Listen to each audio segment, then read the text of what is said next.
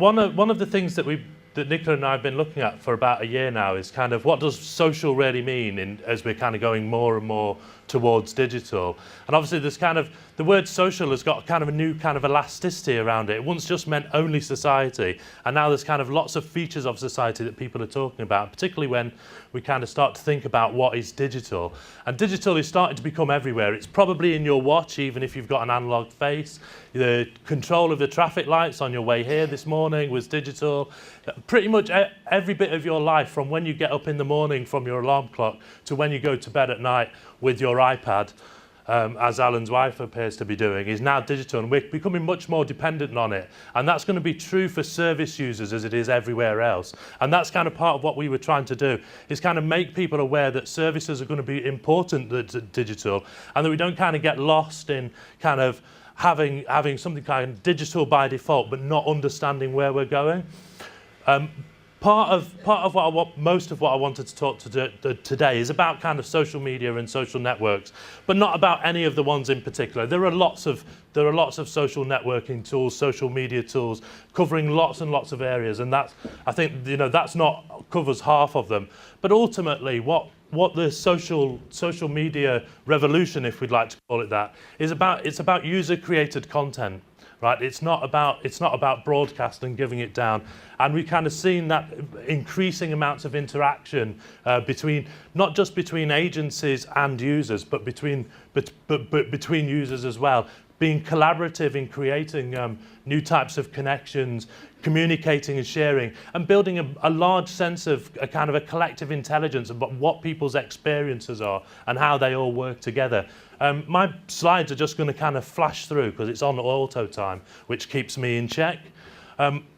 One of the things that we're kind of really interested in is kind of the way that networks work in the social world and how we kind of do that. And most people start from kind of operating with their family, their friends, their peers, but increasingly social networks inform engagement of service users, and that's something that's kind of coming much more quickly over the next few years, and it's part of a much wider trajectory around the digital age. So it's important to start to think about what is a social network. And firstly, social networks pre-exist digital technology. They pre-exist technology.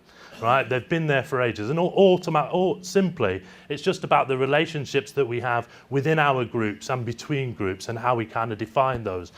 Simple things that if I know you, we have a strong tie. If I know you via somebody else, we have a weak tie. If I don't know you at all, we have an absent tie, and it's a very simple kind of construct, but out of that we can build something very complicated. Like, this is a picture of somebody's social network. It's not mine, it's got too many friends. But effectively in that kind of process, you can see that how people are connected all over the place, and they have different circles. Some of them are work circles, some of them might be who you're playing sport with, some of them might be who you're getting services with, if you're engaged in that kind of process. And one of the big breakthroughs in understanding social networks was actually around the area of employment in the 1970s. Professor Mark Granavetta understood that most people, about 60% of people, get jobs via somebody who is a weak tie. So not through the normal kind of channel. So we know that it's actually a really strong process that's starting to bring people together. And all those connections that we have, we normally talk about them as a social graph in terms of how they're connected. And ultimately, there's an idea that everybody in the world is connected in some way through what is kind of an ultimate social graph, but it would be too complicated to do that. But one of the most interesting tests of this in the 1960s, Stanley Milgram asked 160 Nebraskans to send out a letter to a stockbroker in Boston, and all he asked was that you pass the letter on to somebody that you knew on first name terms, and everybody in the chain writes down their name. And the number of people that it took to get there, the average number was just less than 6. And that's amazing that nobody knew this person, but they could find it in a way of getting there in just 6 things. And that's closely connected people are, and it kind of really changes the way that we understand that. And with digital technologies, we can start to bring more and more connections in. And although there's not a great use of that kind of technology and thinking in the sector at the moment, elsewhere in the commercial world, they're using social networking technology to solve things like insurance fraud by being able to understand how people are connected to people who who have been engaged in insurance claims. And it is starting to happen in the public sector. This is Barbara Poynting. She's somebody who's been inspiring me for about 2 years. And her husband Malcolm died about 3 years ago. And in the last years of his life, as he was dying, she was his main carer. But what she found, that what she was doing was managing the network of support agencies rather than caring for him. And her job was really about wanting to care. And one of the things that she's been doing since then is showing agencies the way that they could manage their networks more effectively with using technology and thinking about this kind of approach. And that kind of really changes stuff because it allows people to engage in building social capital rather than defending their own positions, which changes the whole way that people are approaching. And probably everybody's kind of starting to hear about things like co-production and so on. And that's going to be a big element of what's happening in the future in the sector. And social media is going to be an enabler of that process because it allows you to do things more quickly. One of the things that we're interested in is that when people are kind of started to take a vested interest in what they're doing, they kind of defend it because what you make and what you share and what you experience together becomes part of that process. And I hope there's quite a few people here today.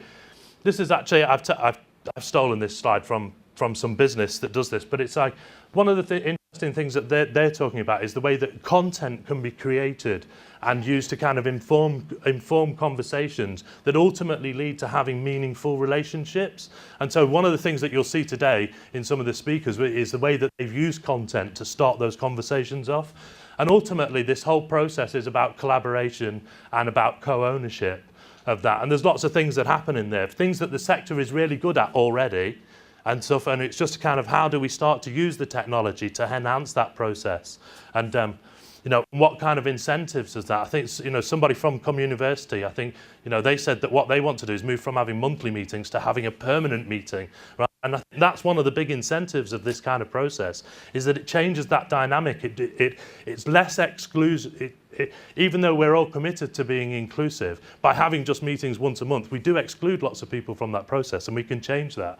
And one of the big things that this technology is going to do in the way that we deliver services and the way we think about it is going to disrupt it. But what you'll see today in all the examples that you come across of disruption, the disruption is really positive. It's not disruption is usually a negative.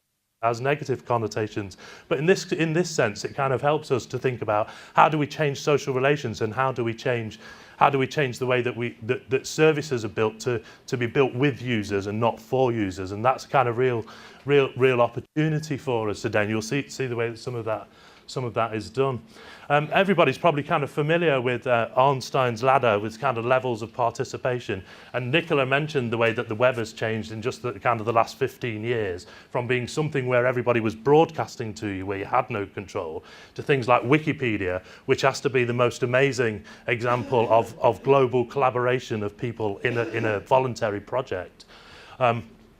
And that's kind of, we can start to think about how this stuff has motives for digital inclusion as well, and moving away from you can do this to have some cheap things from eBay or have a laugh at lolcats on Facebook, and start to think about the way that services are delivered and the way that the way that people engage in building those services. And that transformation, everybody in the sector is probably already a long way into transformation because of what's been happening in the background agenda for all of that. And there is this process that's going, and one of the things that we need to happen in there is to have a better citizen service in the way that that's come, because obviously austerity, big society and open gov are some big drivers in this process.